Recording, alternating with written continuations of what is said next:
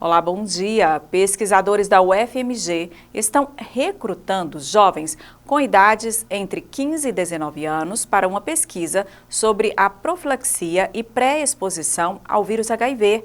A intenção é entender o comportamento sexual dos jovens e a aplicabilidade da prevenção nesta fase. Há 4 anos, o Márcio convive com HIV. Ele faz o uso diário de medicamentos antirretrovirais que inibem e suprimem o vírus na corrente sanguínea. Eu acredito muito que a cura, a um determinado momento, ela possa acontecer. Mas no momento eu não me agarro tanto a essa esperança, porque a gente vê o atual cenário qual a gente vive. Principalmente para existir a cura, precisa de investimentos. E não é só a faixa etária do Márcio que preocupa, não. Segundo dados do Ministério da Saúde, o número de pessoas que têm o HIV quase que triplicou na faixa que vai dos 15 aos 19 anos. Fato esse que levou os pesquisadores da UFMG a lançar e propor uma nova etapa do estudo: profilaxia e pré-exposição ao HIV. A PrEP. O PrEP-TIM, a gente chama PrEP-TIM, ou PrEP 1519, é um projeto de pesquisa que está sendo realizado na UFMG, na Federal da Bahia e na USP em São Paulo, que ele tem como objetivo principal avaliar se o uso do medicamento, né, a profilaxia pré-exposição ao HIV, né, na população jovem tem alguma eficácia. Agora, o grande objetivo é esse, reduzir o número de casos de HIV nessa população, usando a medicação e outras medidas de prevenção, que a gente chama de prevenção combinada. Fazer testagem com frequência, fazer uso de preservativo, entre outras coisas. Dados que vão servir de base para a reformulação das políticas públicas no combate à AIDS. Quando você ouve menos falar sobre essas infecções, menos você pensa que vai te atingir. Falta de informação. Isso. Informação é muito boa fazer, como nós estamos fazendo aqui agora, mas ela é muito mais importante que se pudesse fazer mais intensamente, principalmente na escola. É o papel, nosso princípio, né, de discutir sexualidade, violência, diversidade a partir dos 12, 13, 14 anos, que é onde você começa a montar essa sua estrutura para se expor ou não a um risco que é seu, né, um risco que é pessoal. Márcio atualmente trabalha como mobilizador social na Fundação Oswaldo Cruz. Ele espera que a PrEP também chegue às camadas em vulnerabilidade social. Hoje nós temos uma PrEP que é distribuída gratuitamente para um grupo, porém quem tem mais acesso à PrEP está sendo a classe média alta, porque eles já têm um conhecimento maior. E os locais de mais vulnerabilidade não se chega. Se o cronograma da PEC da Previdência for mantido, a reforma pode ser aprovada pela Câmara e pelo Senado ainda neste mês de junho, antes do recesso parlamentar. E esse é considerado o principal objetivo do governo federal no momento para este primeiro semestre de mandato. E a gente confere agora o que é que tem circulado em relação às votações e mudanças. Mudou de novo. O relator da reforma da Previdência, deputado Samuel Moreira, do PSDB, fez modificações no texto apresentado à Comissão Especial da Câmara. Nossa equipe conversou com uma especialista que explicou os principais pontos que sofreram alterações na reforma da Previdência. Hoje seriam 3 regrinhas, de transição. É igual a gente fala. Tem sim, aumentou a idade para 62 anos mulher, 65 para homem, só que isso não vigoraria a partir já do ano que vem. Elas vão ser gradativamente aumentadas. A cada um ano aumenta 6 meses na idade, Então isso seria aí ao longo do período de 12 anos, começaria 56 anos mulher e 61 anos homem, e a cada ano aumentando 6 meses. Existe também aquela regrinha que já vale atualmente, que é a regrinha dos pontos, 86 mulher, 96 homem. Como que é essa regrinha? Ela tem que ter o tempo mínimo de contribuição, que é 30 anos mulher, 35 homem. Somando com a idade, dá esses 86 pontos. Que também, a cada ano, vai aumentar 1 ponto. E para quem está prestes a aposentar, faltando aí apenas 2 anos, aí sim teria esse pedágio, que é de 50% sobre o valor sobre o tempo que está faltando para ela se aposentar. Então, se estaria faltando aí 2 anos, ela teria que contribuir ainda além desses 2 anos, mais 1 ano, para ela poder apresentar na regrinha anterior, não precisando, da idade. Professores. A professora, por exemplo, estava se exigindo agora com a reforma 60 anos, né, de idade, tanto para professora quanto para professor, e ontem houve a redução para 57 anos. Aposentadoria urbana. Estava se exigindo, né, 20 anos agora com a reforma por tempo de contribuição, desde que tenha, né, 62 anos de idade, e ontem esse tempo de contribuição foi reduzido e manteve para 15 anos para a mulher. Aposentadoria rural. Estava se questionando a questão de aumentar a idade da mulher para 60 anos, e agora, pelo que ficou ontem mantido, vai valer a mesma idade, 55 anos mulher, 60 homem, e o tempo de contribuição também de 15 anos para a mulher, aumentaria para 20 anos só para o homem, né? Então, essa questão também favoreceu aí, mais uma vez, né? Manteve o tempo de contribuição de 15 anos. Acúmulo de benefícios. Hoje, você pode acumular a aposentadoria com a pensão por morte. Desta reforma agora feita, vai poder sim acumular, mas vão ter descontos, né? Por exemplo, se uma pessoa recebe um salário mínimo de aposentadoria e a pensão vem a ser também no valor de um salário mínimo, essa pensão ela não vai poder receber mais no valor de um salário mínimo, ela cairia para 80%. De 2 salários a 3 salários, ela cairia para 40%.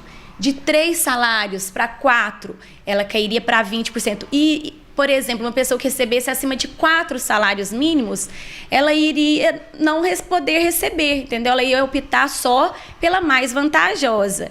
E ontem, né, aí falou que para as que forem acima de 4 salários mínimos, aí terá 10% dela. Então, isso vai, né, acarretar numa defasagem aí para quem já estava de acordo com, assim, com aquela renda, já tem a renda, né? E aquilo vai abaixar em muito a renda da família, né? Por mais que ela esteja precisando na hora que seu ente é falecido. Pensão por morte ou invalidez. A pessoa que aposenta por invalidez e a questão da pensão por morte, o valor também que ela recebe é 100%. Com a reforma, cai para 60%, né? E ele aumenta gradativamente 2%, mas ao que exceder 20 anos de tempo de contribuição. Então, praticamente, se a pessoa tem só os 20 anos de tempo de contribuição, né, vai ser esses 60%. Tem a exceção em caso de, quando a aposentadoria por invalidez, ela é oriunda de acidente de trabalho ou doença profissional. O mesmo vale também em caso da pensão por morte. Se a pessoa faleceu em virtude, né, de doença do trabalho, acidente do trabalho, aí também manteria o 100%. Servidores do Estado e dos municípios ficaram de fora da reforma. O texto agora segue para votação na Câmara e no Senado. Os municipais e estaduais ficaram de fora, né? E o sistema também que eles estavam querendo, né, alterar para a capitalização, não foi passado, né? Vai manter o de repartição, que é o sistema atual do Regime Geral da Previdência Social. No início do mês, o presidente da República apresentou um projeto na Câmara dos Deputados que altera algumas regras do trânsito. Uma das alterações elimina a multa para quem andar com crianças no carro sem a cadeirinha. O Pedro já sabe, para passear de carro, só na cadeirinha. Aos 4 anos, ele ainda não tem idade para dispensar o equipamento. A mãe instala por obrigação e também por bom senso. O trânsito é caótico e sempre que a gente tem alguma situação que você tem uma freada mais brusca, alguém que entra na sua frente sem você estar esperando, a cadeirinha com certeza eu percebo que segura ele, faz com que ele não vá, né, vá para frente, tenha uma colisão pior aí, com mais gravidade. Desde 2008, uma resolução do Conselho Nacional de Trânsito determina o uso obrigatório da cadeirinha para levar crianças até 7 anos e meio de idade. Atualmente, quem descumprir a regra comete infração gravíssima, perde 7 pontos na carteira e paga multa de quase R$300. Mas um projeto de lei encaminhado ao Congresso quer mudar isso. Hoje essa penalidade é a penalidade de multa e ela passaria a ser uma penalidade de advertência por escrito, Mas, dentro desse projeto, ainda que seja penalidade de advertência por escrito, haveria também a pontuação. O presidente da República, Jair Bolsonaro, defende a mudança da legislação. Para ele, independentemente da penalidade, nenhum pai vai deixar de usar a cadeirinha e arriscar a vida dos filhos. A cadeirinha de bebê está resolvendo o problema, né? Muito pelo contrário. Era 0 de multa, era 0 de penalidade na pontuação, agora passou a ser advertência. Ou seja, nós criamos, então, algo para estimular o elemento, botar a carteirinha lá, se é que eles podem falar isso aí. De 2017 para cá, mais de 20 mil motoristas foram autuados em Minas Gerais por não observar as regras de segurança no transporte de crianças, de acordo com dados da Polícia Civil.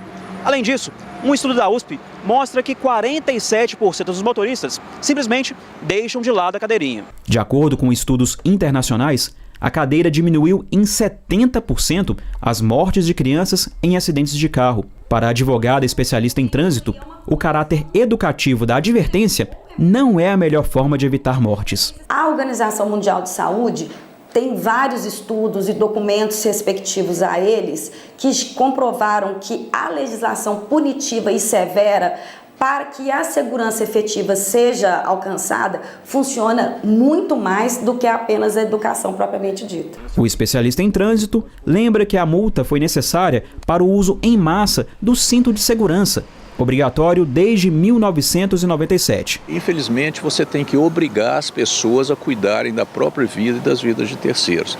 E por que obrigar isso? Porque todo custo que você tem de acidentes, todo custo material, médico, de remoção de acidente, custos de vidas, esse custo todo recai sobre a sociedade. Perde-se hoje, de acordo com alguns cálculos mais recentes, por volta de 60 bilhões de reais em acidentes de trânsito por ano no Brasil. Então é um problema que aflige a todos nós. E quem chegou agora no Jornal da Manhã foi a Heloísa Gomes com os destaques do portal MB News. Bom dia, Elo, o que você traz pra gente hoje? Bom dia, Lília. Bom dia a todos que nos acompanham aqui no Jornal da Manhã. E hoje vamos começar falando de uma mulher muito animada. A americana Júlia retornou à pista de corrida essa semana para disputar as provas de 50 e 100 metros nos Jogos Nacionais Seniores em Albuquerque, no Novo México. Acredita-se que ela seja a mulher mais velha a competir formalmente em uma pista americana. Júlia nasceu no dia 10 de fevereiro de 1916 e começou a praticar corrida aos 100 anos de idade. A mesma diz que sempre fez provas de ciclismo olímpico e que quando ficou velha demais para subir as colinas, usar marchas e essas coisas, foi correr os 100 metros. Que energia boa, hein, Lília? A Júlia com 103 anos mostrando que nunca é tarde demais para começar. E agora, mudando de assunto, vamos falar de solidariedade. A iniciativa de um auxiliar de enfermagem lá em Bauru, na Grande São Paulo, de transformar guarda-chuvas e sombrinhas velhas em sacos de dormir para moradores de rua, virou a campanha às vésperas da chegada da estação mais fria do ano, que é o inverno, que já começou. Na semana passada, a aposentada de 61 anos de idade reforçou seus apelos nas redes sociais para receber doações de guarda-chuvas e sombrinhas para turbinar sua produção de sacos de dormir para os necessitados. Que linda atitude desta senhora, hein, Lília? E para estas e outras notícias, acesse o nosso portal mbnews.tv.br. Eu volto amanhã com mais informações. Bom dia, Lília.